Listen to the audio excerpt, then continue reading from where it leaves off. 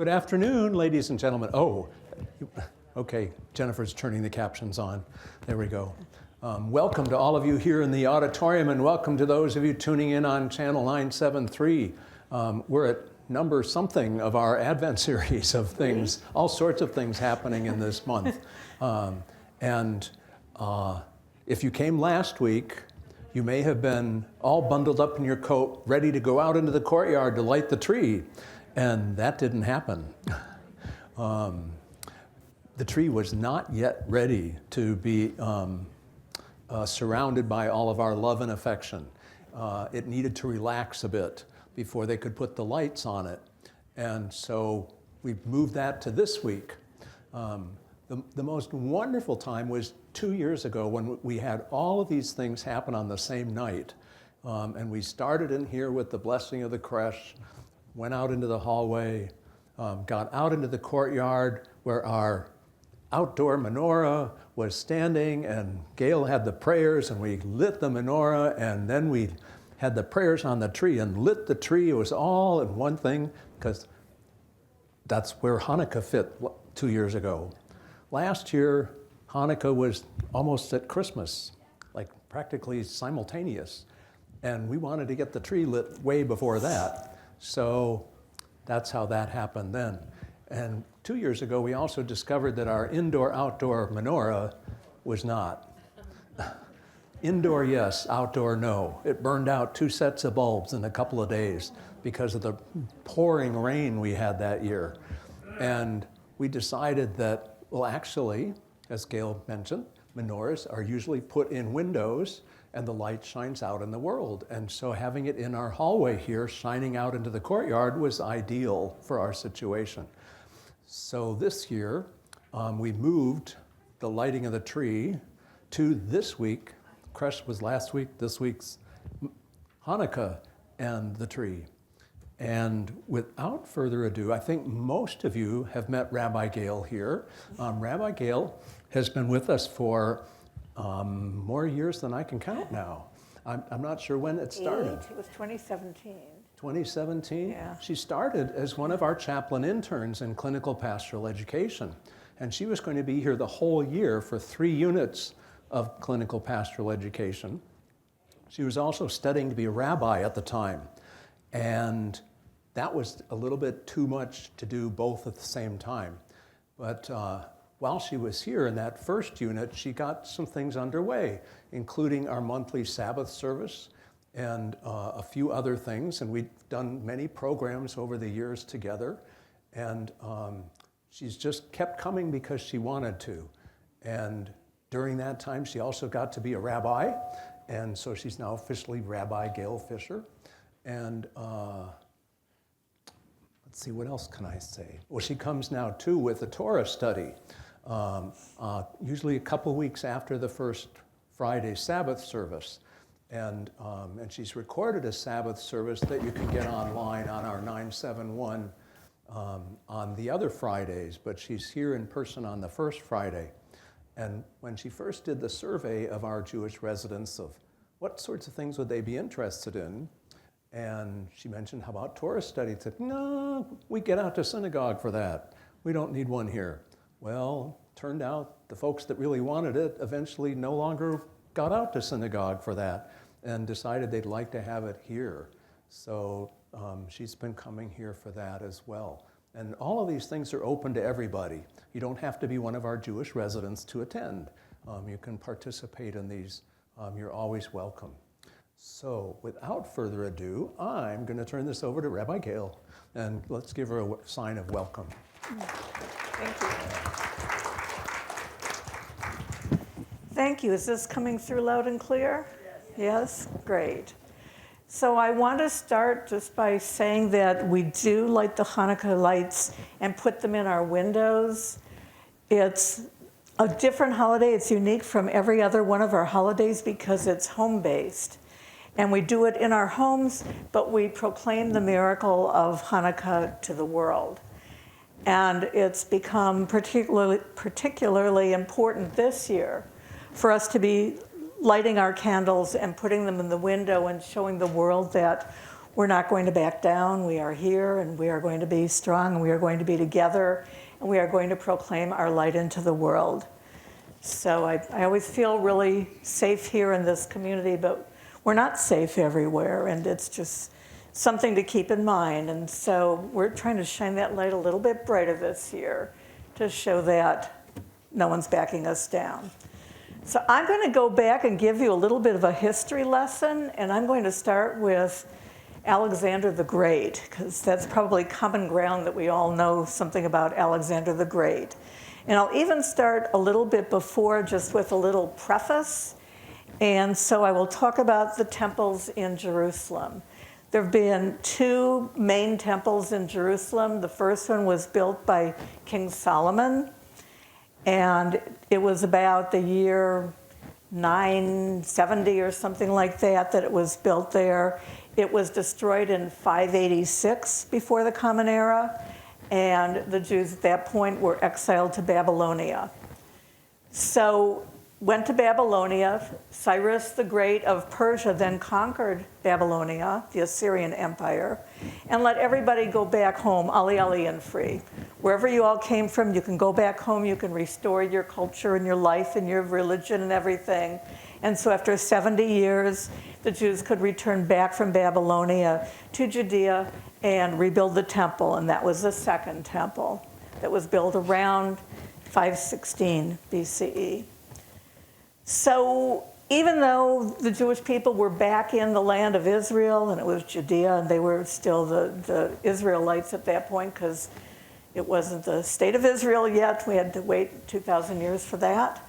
But even though they were back in Judea and they were able to resume their religious worship, they didn't have autonomy. They weren't really ruling. I didn't bring along a map of this, but you know what the map looks like of where Europe and Asia and Africa all come together. And right there, that little strip at the end of the Mediterranean where the three different continents come together is Israel. So it's not like it's so highly valuable that everyone says we need to have this land and this is the land we want. It's more like on my way passing through from Africa to Europe or from Europe to Asia, wherever I'm going, I might as well just conquer this piece too. And that was true of the whole Levant, Syria and Lebanon as well. They just changed hands over and over again, depending on which empire happened to win the battle over that little piece of land. So they lived under the Persians for about 200 years after returning to Judea. So we're talking about the 300s now. And then we get Alexander the Great, somewhere around 335 before the Common Era. Came in and conquered basically the whole known world. He had a lot of territory. But as is common when someone is there by his own charisma and his own military might, and then he dies, there's nobody who can succeed, who can actually take control of this entire empire because they weren't Alexander the Great. So his empire got divided into three different pieces. And I'm going to pass around a map so you can each look at it more closely. But there's a map showing the land under Alexander the Great, which is pretty much everything, the north of Africa, the southeast of Europe, the southwest of Asia, that whole area, including the Levant and Saudi Arabia and everything else was under his control. And then after he died, it was divided into several regions. So I'll pass it around so you can take a closer look and get kind of familiar with the geography. When it was first divided up, there was somebody called Antigonus who had control of it under the Ptolemaic dynasty, which ruled mainly centered in Egypt, as you can imagine from the name Ptolemy. But no one is content. Everyone has to fight all the time because we all want more land and more water rights and more whatever else. Power was land, even more than it is today probably. And so the Seleucid dynasty, which is one of the components that took over after Alexander died, expanded its territory and took over that portion of the Ptolemaic dynasty. And Judea, which is going to become Israel, fell under the rule of the Seleucid Empire, which was still pretty benign. You all have your own religion, your own culture, just Send us your men into the army, pay your taxes, let us have your women if we want them for wives, we'll leave you alone otherwise. We just need our money and our manpower. So everything went fine until we got this person named Antiochus IV. His father was Antiochus III. He was assassinated. I guess it was his brother who took over, and he was Antiochus IV, who took over in about the year 175 before the Common Era.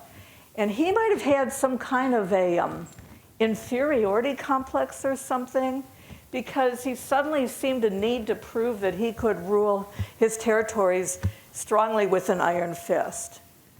And I'm not sure who he was trying to demonstrate this to, but this was something that he seemed to need to do, and so he started getting harsher and harsher with all the territories that were under his control. And this led to, let me see, at the same time there was infighting within the country. There was a priest named Jason, and which you can tell is a Greek name. There's already some Hellenization going on, thanks to Alexander the Great, and that's going to be something we'll talk about in a minute as well. He bribed his way into the high priesthood, the Kohen Gadol, which is the person who's the main one in charge of the ritual at the temple in Jerusalem. Wherever there are people and there's power available and there's wealth available, eventually there's corruption that can tempt them in any field, in any area, including in politics, believe it or not. And so he bribed his way into the high priesthood, and that kind of brought a schism into the people, because there were people who didn't like it. They didn't think that was right. It isn't right, but, his influential position there as the high priest encouraged some of the younger people to get more into the Greek culture, accept more Hellenization. And think about it, you could dress, very, very modestly, and you could study the Torah all the time and work on the law and everything, or you could learn about all the different secular things that were coming into being in those days. Mathematics and astronomy and physics and different kinds of science, medicine, all these things were starting to grow under the Greeks. And then they also worked out. They had a gymnasium where they could go and they could do discus throwing and things like that. And they did that not dressed, and so that kind of upset the morality of the people who were more strict. But you could see how it would tempt some of the people into the more Hellenistic ways. So there's a divide right within the Jewish people, where some of them are wanting to be more modern, secular, into knowledge that isn't only just religious knowledge, and some people wanted to keep to the old ways. So we've got this going on, and that's going to simmer under the surface the whole time. That you need to keep it in mind. And then Menelaus came in, and he stole the high priesthood from Jason by bribing Antiochus himself. So, this thing apparently can be purchased, and you just have to have the highest bribe in order to get your way in. And so Antiochus said, okay, I've got to get a grip on this, because people are running amok, and I need to have control. And he wanted to take over the temple. He wanted to take over the ritual, and he wanted to prevent people from doing what it was that was basically things that identified a person as being Jewish in a unique way. So the things that we did that were not widespread throughout his whole reign in the Seleucid Empire were things like circumcision, which was not widely done. The fact that we had the Torah, we studied the Torah, was not widely done. The fact that we had these strict rules of keeping kosher was not widely done. Most people ate whatever was available to eat. And so he wanted these identity markers to be stamped out, because everyone should be my subject and they should all be the same. And there shouldn't be some little different identifiable subgroup that maybe won't be loyal to me because they've got this God instead who might be dividing their loyalties. So he said, whoever disobeys my commands will be put to death. So it was pretty strict. And then he ordered the burning of the Torah scrolls, the death of anyone who even has a scroll in their possession, which makes it harder to study and to read the Torah and see what it is. He forbade, as I said, circumcision and keeping kosher and all those sorts of things. He said, this temple is too exclusionary. It's just for this one God, and that's not really right. It should be for everybody. And temples, of course, are dedicated to whichever God they were built for in those days. They weren't really meant to be democratic institutions. There was not much democratic about any of society back in those days. So he turned the temple into one that was mainly dedicated to Zeus, and he sacrificed a pig in there, which was very distressing to people because that's symbolic of something that's particularly not kosher. Most of what we can eat and not eat is described in the Torah, the 5 books of Moses, but not really spelled out in detail as to you can eat an antelope, you can't eat a camel. You know, those things are not really spelled out as explicitly, but the pig was mentioned by name, and it still to this day is kind of a hallmark of what is it Jewish people can't eat? Well, they don't eat pork. So this fact that he did that was really kind of like the final straw. Plus the fact that he was clamping down on everything else. There were some people who said, we will die as martyrs. And there were some people who said, we're going to rebel, we're going to resist this. This is going too far. We're here with our temple that we built just a few hundred years ago, because this is it started around 165, so this is 165. The temple's been there for about 400 years. We've been here doing our own thing all this time, and suddenly someone's preventing us from it, and they're subverting and perverting our temple into something that now is not pure anymore for the rituals that we do in there. And meanwhile, I told you to keep this in the back of your mind too, this Hellenistic faction among the Jewish people, of people who said, we don't want to have the old strict ways where everything is just related to religion. We want to have a broader, more secular, worldly education. We want to understand the world we live in. We want to play sports. We want to do all those things. I mean, I have thought for a long time about which faction I might have been in myself if I were there. And I probably would have been pretty attracted to the Hellenistic side of things, because there was more to learn. You know, like I said, medicine, mathematics, science, all these different things that you couldn't learn if you were studying only religious things. So the Jewish people were weakened by this infighting, by the fact that there was really almost a civil war going on between the people who were Hellenized and the people who were very strict and adhered to their former religion. So now we have a man named Mattathias. And Mattathias lived in Jerusalem originally. They were all Kohanim, meaning they were direct descendants of Aaron, the brother of Moses, and they were the ones who were entitled to be priests and eligible to be high priests, theoretically. Although since King Solomon started the first temple, his first high priest was Tzadok. And so from then on, the kind of custom, it wasn't really a law, but it was kind of a custom that was followed for many hundreds of years. You have to be not just a direct descendant of Aaron, but a direct descendant of Tzadok, Zadokites. You might have heard of them.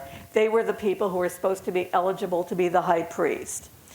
So the Maccabees, the 5 brothers who were the sons of this man, Mattathias, were Kohanim, they were priests, but they were not in the direct line of Tzadok. So in theory, they should not have been high priest.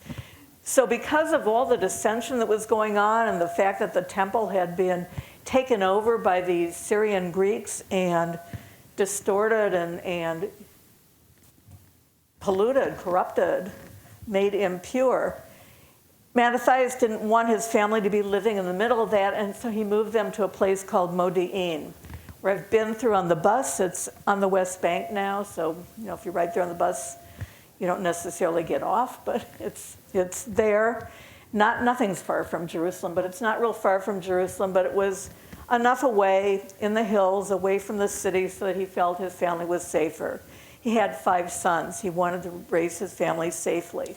But eventually he couldn't stand it anymore. He didn't like to see what was happening to his people, to his temple, which he felt responsible for as a Kohen, as a priest. That was their job, to do the sacrifices in the temple. And so he felt very, very responsible for the rituals of Judaism that were being prevented by Antiochus IV and the people who were there under him overseeing his rule.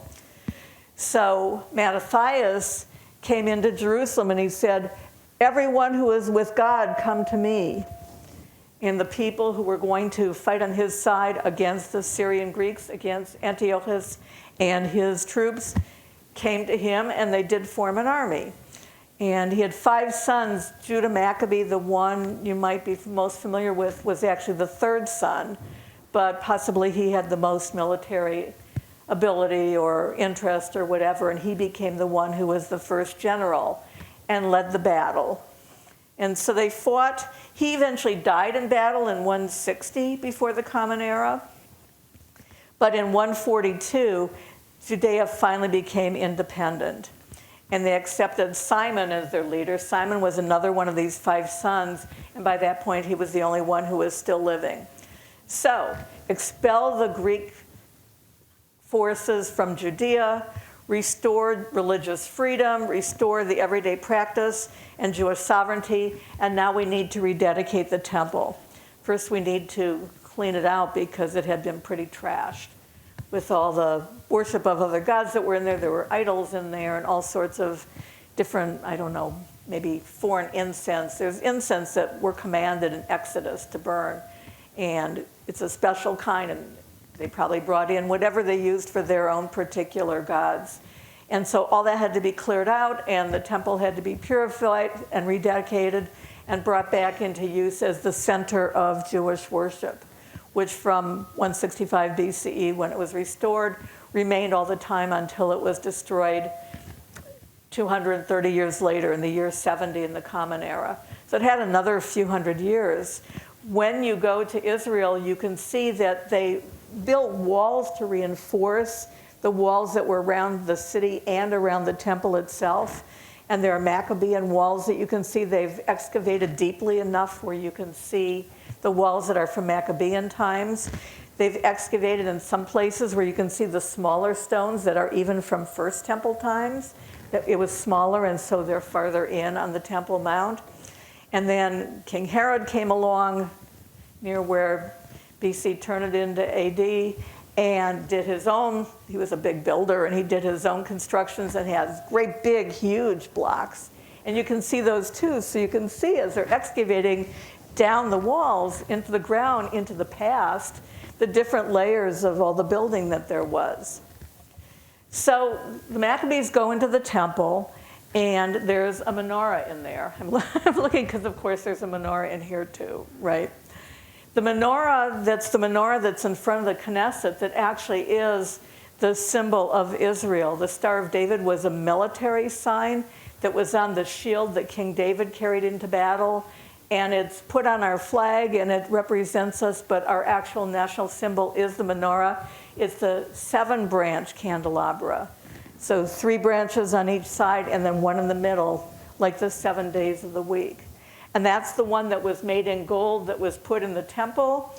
Eventually, when the second temple was destroyed, the Romans took it away, and on the Arch of Titus in Rome, you can see a depiction of that menorah, which I don't know where it is. They've probably melted it down. It's either in the Vatican treasures in the basement where they have a lot of things, or they melted it down and used the gold, but we haven't seen it in 2,000 years. So the menorah, there's supposed to be a light that burns all the time. It's called a ner tamid. Ner means candle, and tamid means forever. So the eternal light is supposed to burn in the temple. That's commanded in the book of Exodus. And if you go into a synagogue, over the ark where the Torahs are in the front, there's usually a light that's hanging there, and it's supposed to be on all the time. And that represents the eternal light. It's supposed to be on all the time. Nowadays, they have light bulbs in them. They're not really burning with oil. But the light bulbs are timed, so if one goes out, another one won't go out yet, and the light itself never goes out, and they can change the bulb, and they won't have the eternal light go out. So there's olive oil. I mean, a lot of olive trees in Israel. And the oil that they used for sacred purposes was olive oil. But in order to make it ritually pure and something that the high priest would accept, that he would use in his own rituals, it had to go through all sorts of extra steps of purification. And that takes 8 days. You know, you don't just squish out the olive oil and say, look, here it is, let's burn it. But it goes through all these purification rituals. I don't know anything about it. I'm not a Kohen myself. I've never had to make olive oil out of olives. So I don't really know what the steps are, but apparently to get to this level of ritual purity so you can use it for the lights inside the temple, it takes 8 days. And all they found was a sealed vial that had been overlooked by the Greek Syrians that was pure, but that it was only enough for 1 day. And that's all there was. Everything else had been poured out or burned or whatever, contaminated, opened up, and so it participated in the corruption inside the building. But this one vial was still sealed. And so they burned it and said, let's start making more oil, but you know, at least we have to rekindle our eternal light. And the miracle of the holiday is that that oil is supposed to have lasted the whole 8 days that it took until they were able to make new sacred oil. So that's the miracle that we celebrate. That's the miracle that we proclaim.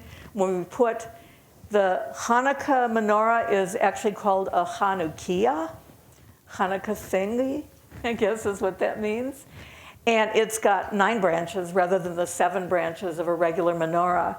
If you go into a synagogue, there's usually a menorah in the front as well as the eternal light hanging over the ark where the Torah is. And that menorah is the usual 7-branch menorah representing what there was in the temple. But the menorah that we use for Hanukkah has 9 branches because it has to have one place for each of the candles for each day. We light a candle for each night. And so you have 8 candles. And then there's one called the shamash, which is a helper candle. The thing with Jewish commandments is you say the blessing before you do the commandment. But when you say the blessing, then the time is already holy and you can no longer light a light. So if I say the blessing over the Hanukkah candles, I'm supposed to have lit them first, and then I say the blessing, but I lit them before I say the blessing, and that's not right.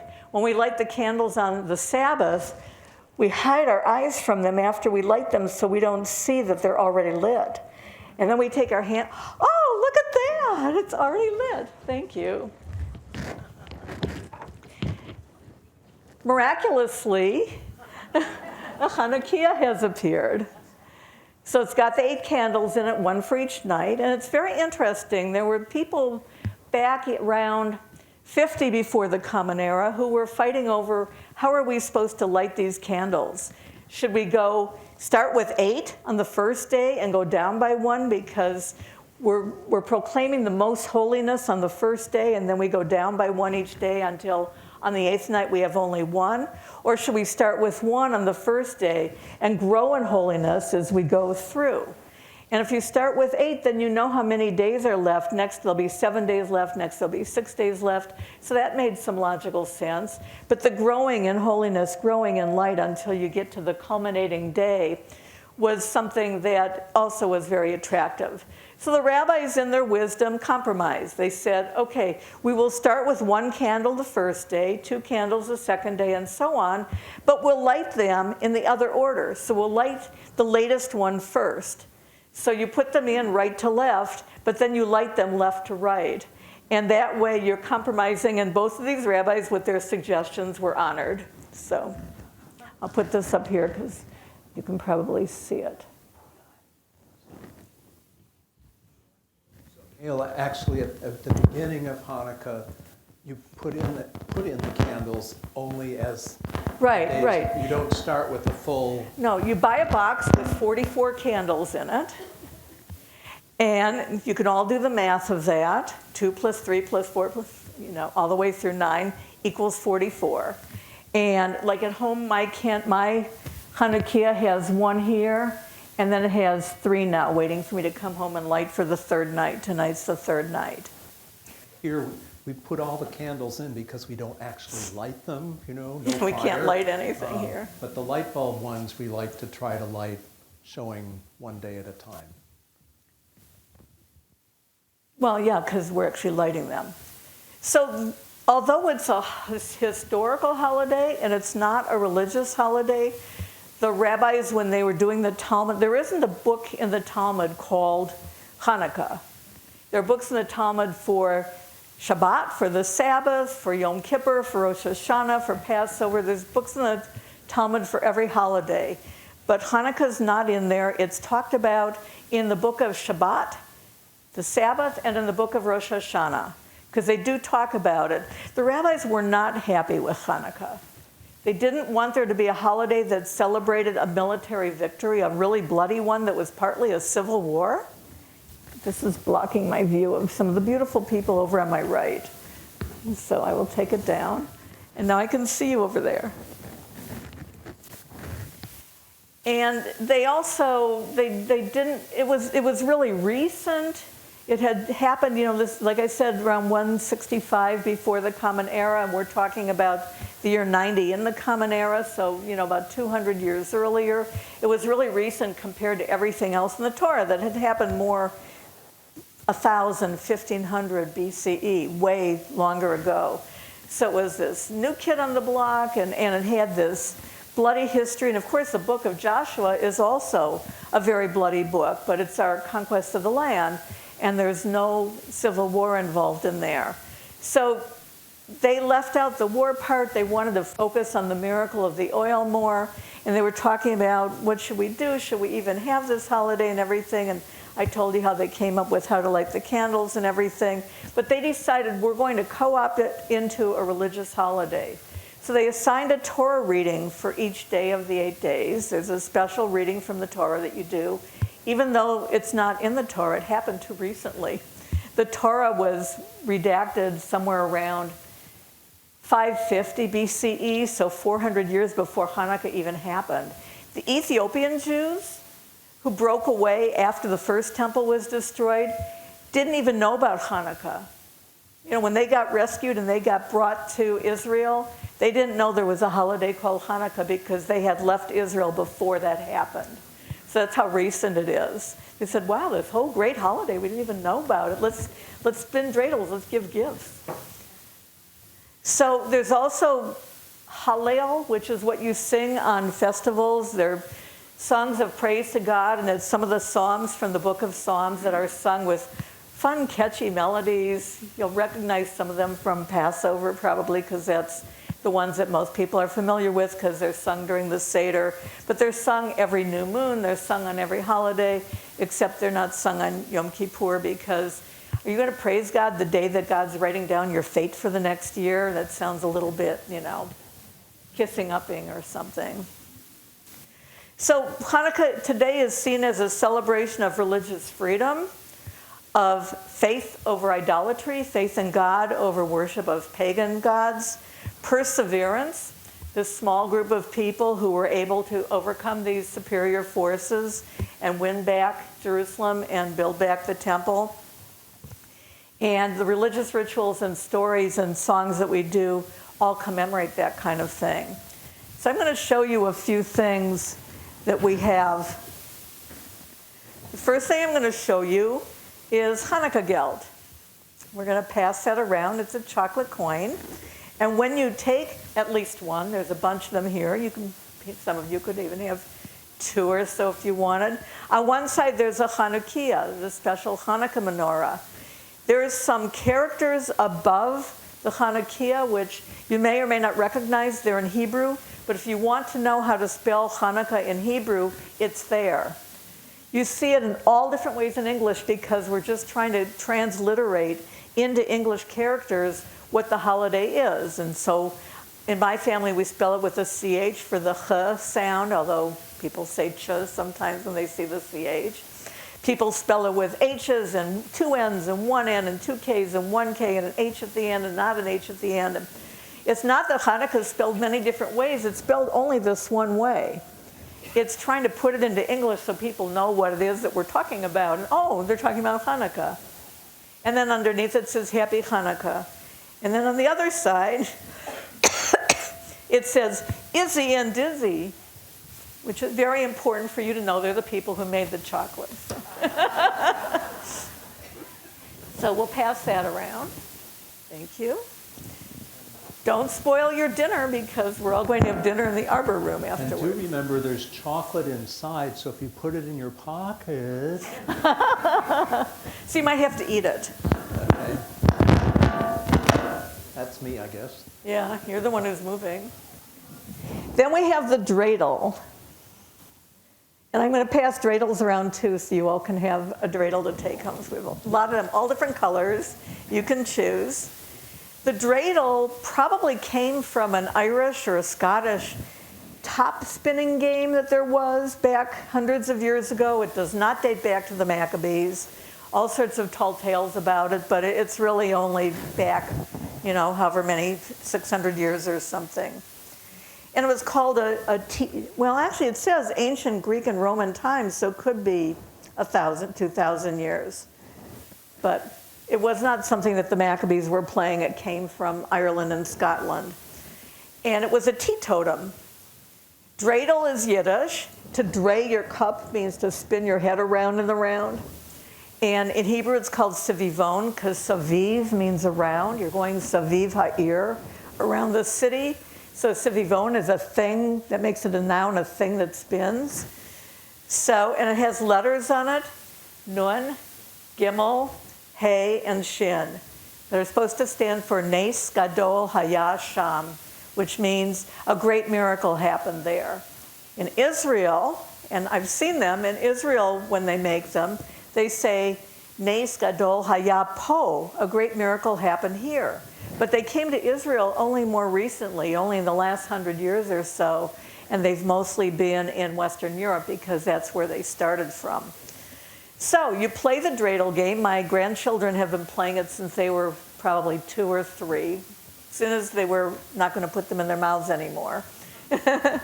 They played with M&Ms, they played with Hanukkah gilt, they played with pennies. We used to get pennies at Hebrew school every year for Hanukkah, and we would play with those. It was kind of a gambling game. And you spin it, and then whatever side it lands on, it's a nun, so I get nothing.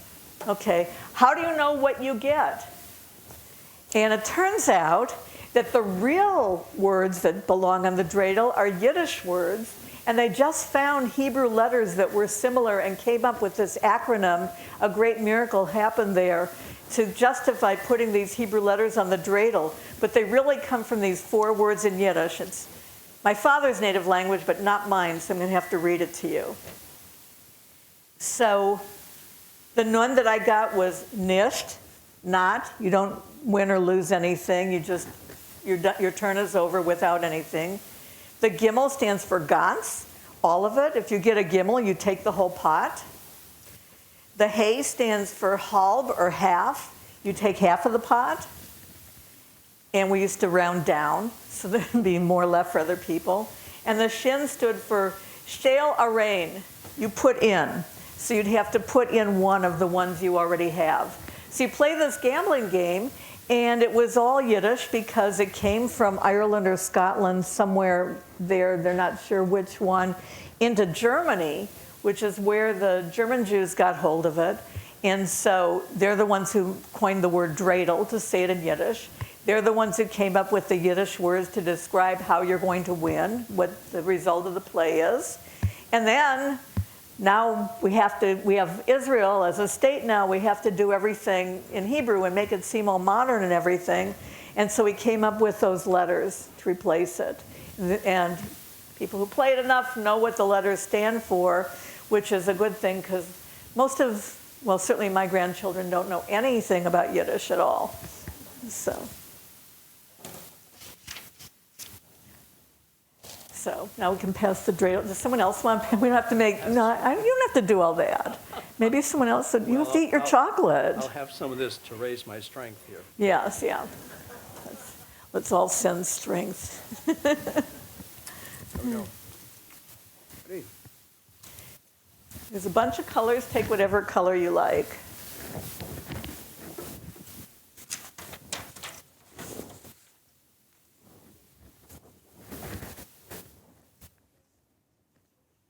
So I'm going to ask if anyone has any questions before we sing the dreidel song and we move on to light the Chanukah and the Christmas tree. Does anyone have any questions? I'll repeat that, yeah. Say, Ruth, would you be able to take the microphone around to Well, the folks who I can have repeat questions? it. Just grab one. If you don't mind holding on for a second. And everyone else can think too if you have a question. Because I want to make it all clear to you.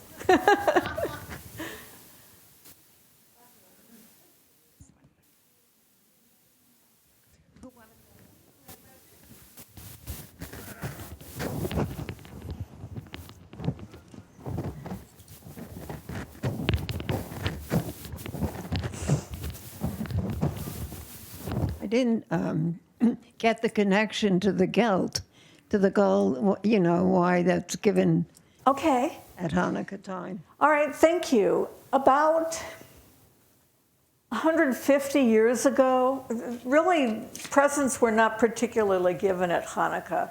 And even nowadays, in the 21st century, it's mostly only in North America where there are presents that are given because Christmas is all around and the children need to have something that brings them to parity. But when I was a child, we had presents on every day, and that's supposed to, you get presents every day for 8 days. But one day I got knee socks, one day I got a hair ribbon, it was that kind of thing. So 150 years ago, maybe even 200 years ago, they gave money. And what they did was they gave coins to the children at school, and the children were supposed to give them to their teacher and bring the rest home to their parents. And then later on, the parents gave coins to the children. And as I said, when I was in Hebrew school, they gave us 18 shiny new pennies, which unfortunately, that's not going to happen anymore. I don't think they're going to start giving dimes, so that's probably the end of that. But they gave us 18 shiny new pennies, and it was exciting, brand new shiny pennies. They aren't all corroded like they get, they were with that year on them. When you have a holiday at the very end of the year, you have a chance to get the coins from that year by then.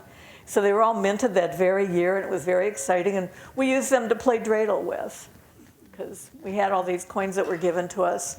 So it was a tradition. It was given to the kids to give to the teachers. It was given to the kids thinking, put it in your little piggy bank, and it's going to be for your future education, and gradually turned into chocolate. Everything ultimately turns into chocolate.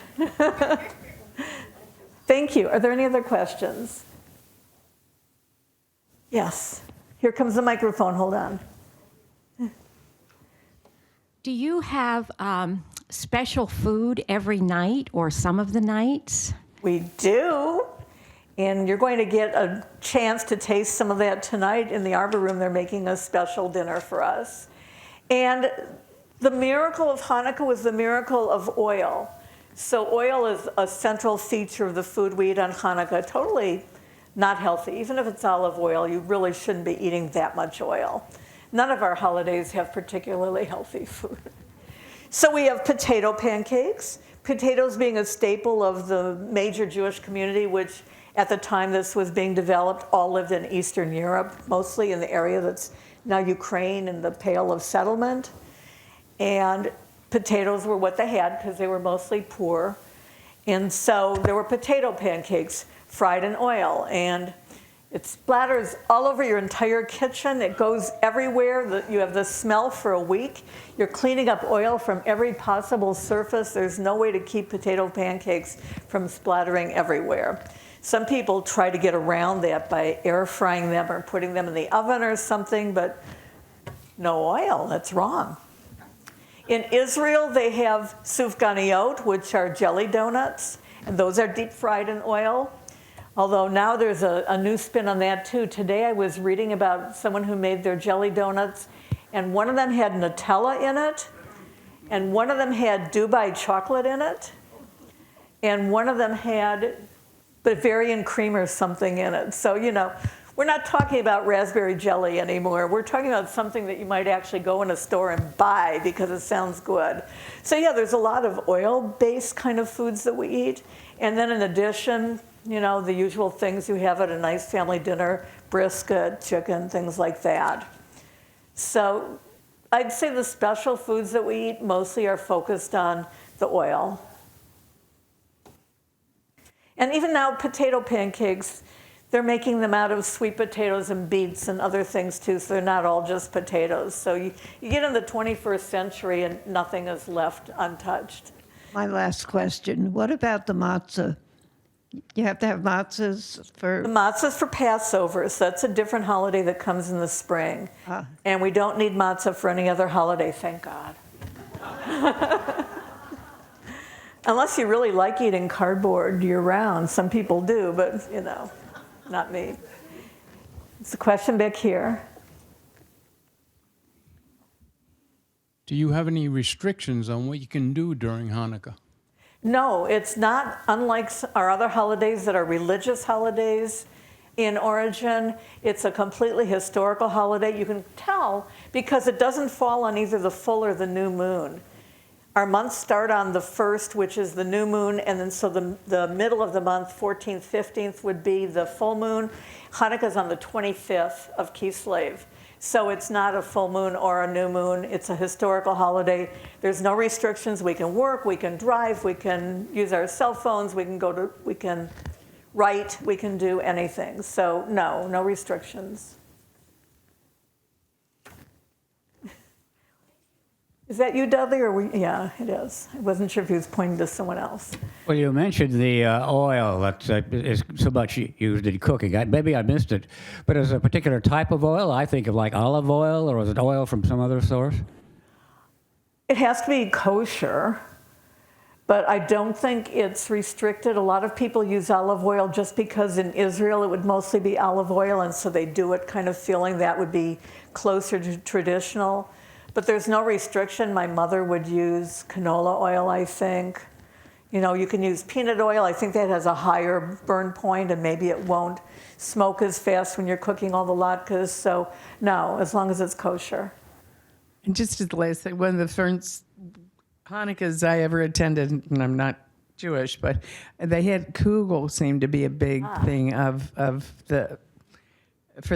for us younger people and for the adults too, you know. Well, kugel's delicious, and we have it when we can. It was a noodle kugel, right? Not a vegetable. Yeah. Yeah, so it's delicious. It's not really the oil theme the same way. It wasn't low-cal, but it was. No, it's not. It's but it usually wasn't butter. oily. It wasn't oily. No, it's usually butter, but if you have meat, then it couldn't be butter, and so there'd probably be oil in that case. But that's just because we have kugel whenever we can, because it's good. It's noodle pudding, and it can be sweet or savory. You can have raisins and pineapple and apples in it, or you can have vegetables in it or whatever, but it's basically a noodle pudding. So yeah, it's good. Any other questions? Yes. What does kosher mean? Thank you, Ruth. In the Torah, we're commanded to eat only certain things and to avoid other things. And with mammals, we're commanded to eat mammals only that chew their cud and have divided hooves. So the camel chews its cud, but it does not have divided hooves, so it's not kosher. We can't eat a camel. And the pig has cloven hooves, but it doesn't chew its cud, so it's not kosher. A deer is kosher, but you have to catch it because you have to kill it with one swift cut to the jugular vein. So you can't eat a lot of venison, even though they're kosher, because you can't shoot them. That's not the kosher way to kill something. So that's animals. Then it tells us the birds we can eat, no songbirds, no birds of prey, so it's really just game birds like chickens and geese and things like that that are kosher. Fish have to have fins and scales, and then plant life is pretty much all kosher. So it's restrictions that were put on us in the Torah, and the reason for that back at that time was we were going into a country that was already settled. All these different Canaanite tribes were in there with all their gods and all their ways.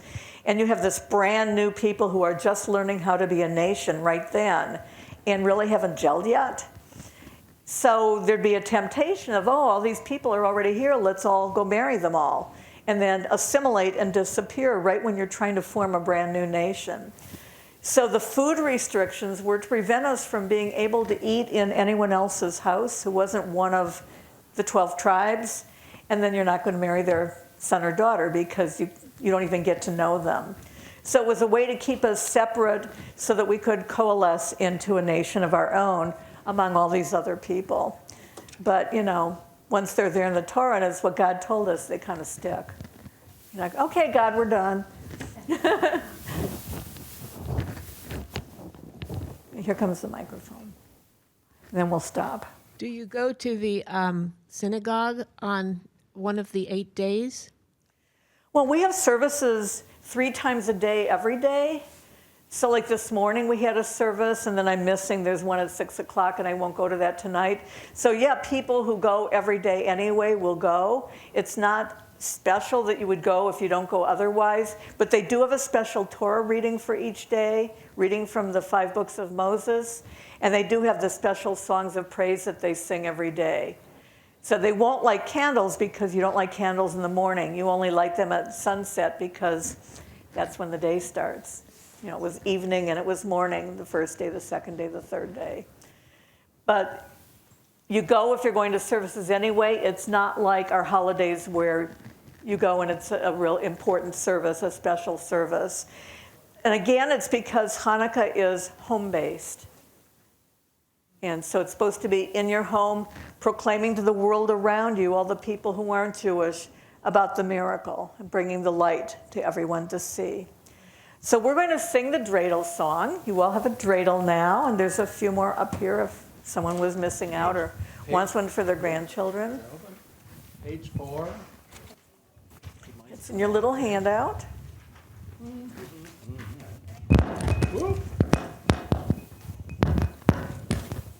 Page. Mine's cracking a lot, but it's not sounding. It's in your little book, right in the center fold, page 4. I have a little dreidel, I made it out of clay, and when it's dry and ready, then dreidel I shall play. Oh, dreidel, dreidel, dreidel, I made it out of clay, and dreidel, dreidel, dreidel, then dreidel I shall play. It has a lovely body with legs so short and thin, and when it gets all tired, it drops and then I win. Oh, dreidel, dreidel, dreidel, with legs so short and thin. Oh, dreidel, dreidel, dreidel, it drops and then I win. My dreidel's always playful, it loves to dance and spin. A happy game of dreidel, come play now, let's begin. Oh, dreidel, dreidel, dreidel, it loves to dance and spin.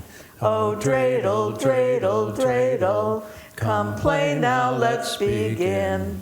I have a little dreidel, I made it out of clay, and when it's dry and ready, then dreidel I shall play. Oh, dreidel, dreidel, dreidel, I made you out of clay. Oh, dreidel, dreidel, dreidel, then dreidel I shall play. You can see at the bottom of page 4 you have all the rules, so you can actually go gambling tonight with all your new dreidels because you see what it takes to win. So we'll go light everything. Yeah, so we'll go squeeze ourselves into the hallway here, and Gail will offer the blessing of the menorah here in the hallway. And you've got that in your book too, so if you want to bring it Yes. along, it's on page 3, Right. the first 2 blessings there. And do bring it along, because from there we head out to the courtyard and there's more singing out there. So those songs are in there too. Alrighty. So you might want to bring your coats right now so we don't have to come back in. Now you might as well get your coat on. Yeah. But in case some of you aren't continuing on with us, let's show Gail our appreciation. Happy Chanukah.